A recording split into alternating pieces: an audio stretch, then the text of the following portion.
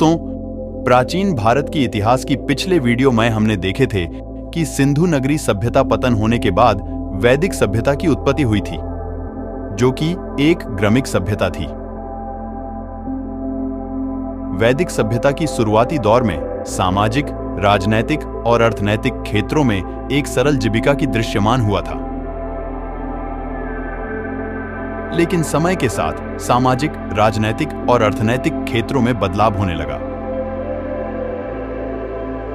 लोहा की आविष्कार ने आर्थिक विकास की एक नई रास्ते खोले। इस तरह फिर से नगरी सभ्यता की उत्पत्ति हुई। जनसंख्या की वृद्धि और राजाओं की प्रशासनिक शासन ने कुछ ऐसा बदलाव किया कि वैदिक काल की जो उत्तर वैदिक काल में बड़े होकर जनपद बन गए थे, वो वैदिक काल की अंत में और बड़े होकर महाजनपद बन गए। आखिर क्या है ये महाजनपद और क्या हुआ इस काल में? चलिए दोस्तों, जानते हैं इस महाजनपद के बारे में। प्राचीन भारत में राज्य या प्रशासनिक इकाइयों को महाजनपद कहते थे।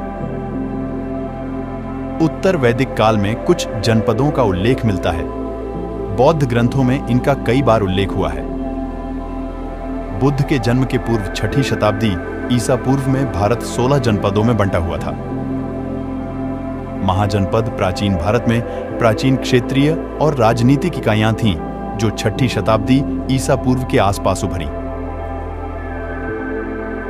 इन 16 महान राज्यों की विशेषता उनकी विशिष्ट संस्कृतियां, शासन प्रणालियां और भू राजनीतिक प्रभाव थे।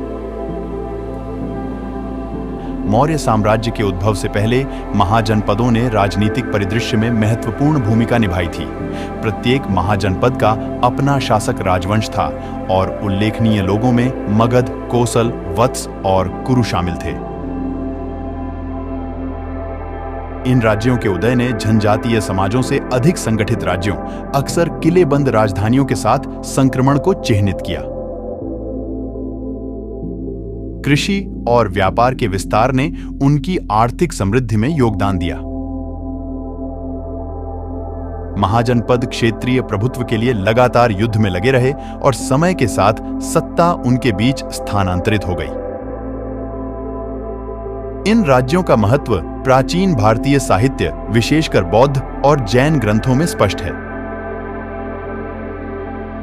उदाहरण के लिए, बुद्ध ने अपनी शिक्षाएं देते हुए इन राज्यों की सीमाओं के भीतर बड़े पैमाने पर यात्रा की।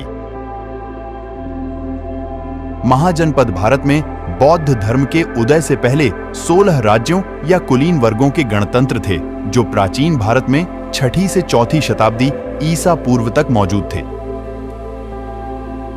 उनमें से 2 संभवतः गणतंत्र थे और अन्य में राजतंत्र के रूप थे। 6ठी-5वीं शताब्दी ईसा पूर्व अक्सर भारतीय इतिहास में एक प्रमुख मोड़ माना जाता है। इसने सिंधु घाटी सभ्यता के निधन के बाद भारत के पहले बड़े शहरों के उदय के साथ-साथ श्रमण आंदोलन के उदय को देखा, जिसने वैदिक काल के धार्मिक रूढ़िवाद को चुनौती दी थी। हर एक महाजनपद की एक राजधानी थी, जिसे कगिले से घेरा दिया जाता था।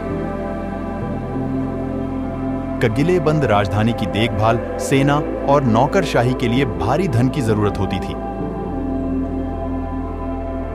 संभवतः 6ठी शताब्दी ईसा पूर्व से ब्राह्मणों ने संस्कृत भाषा में धर्मशास्त्र ग्रंथों की रचना प्रारंभ की। शासक किसानों, व्यापारियों और शिल्पकारों से कर तथा भेंट वसूल करते थे। संपत्ति जुटाने का एक उपाय पड़ोसी राज्यों पर आक्रमण कर धन एकत्र करना भी था। कुछ राज्य अपनी स्थायी सेनाएं और नौकरशाही तंत्र भी रखते थे और कुछ राज्य सहायक सेना पर निर्भर करते थे, जिन्हें कृषक वर्ग से नियुक्त किया जाता था। तो दोस्तों, आज के लिए बस इतनी ही। इसका पार्ट 2 जल्दी आ रहा है, जिसमें सारे महाजनपद के बारे में बात करेंगे।